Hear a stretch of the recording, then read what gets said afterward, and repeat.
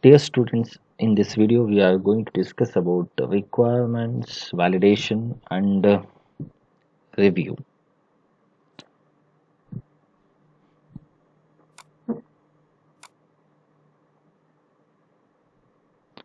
Requirements validation. Requirements validation, it is a process of verifying the requirements, whether the requirements are proper or not, whether the requirements are complete or incomplete, whether the requirements are consistent or not, whether requirements meets the standards. Is there any conflicts in requirements? Is there any technical errors? Or is there any ambiguous requirements? So checking all these things is called as validation. So validating the requirements means verifying the requirements, uh, checking the requirement. It is like evaluating the requirements to make consistent and unambiguous requirements.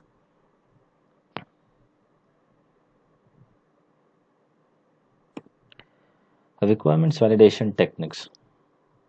There are two major validation techniques. There are two ways to validate the requirements.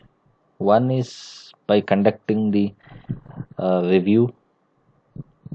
Review means it is like a systematic manual analysis of the requirements. It's a manual process.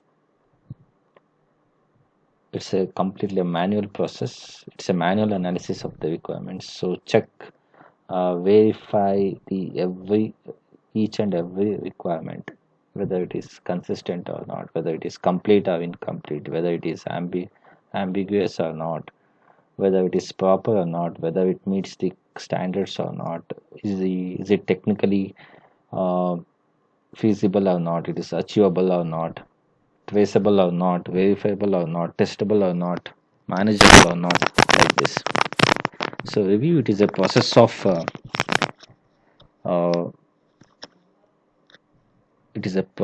verifying the requirements, each and every requirements. It's a manual process. So manual analysis of the requirements. Prototyping.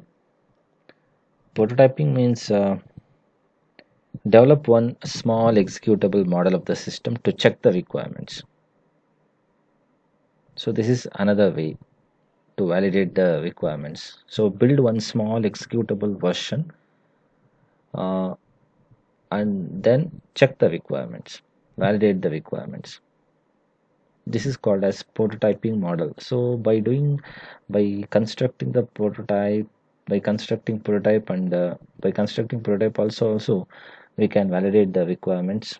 By doing the review also we can validate the requirements. So these two ways are very important. Requirements validation. Requirements reviews. Regular reviews should be held while the requirements definition is being formulated. Yes, we have to conduct the regular reviews uh, to verify for proper requirements. Both client and contractor staff should be involved in the reviews. Reviews may be formal or informal. Good communication between developers, customers, and users can resolve problems at an early stage.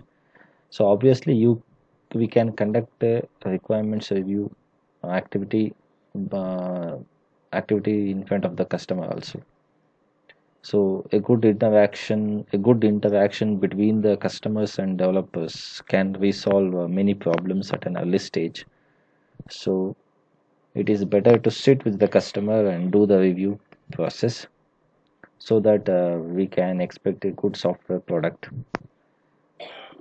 There should be a regular activity. So review is not like one time activity. It should be a regular. It should be done in on a regular basis to extract a good requirements.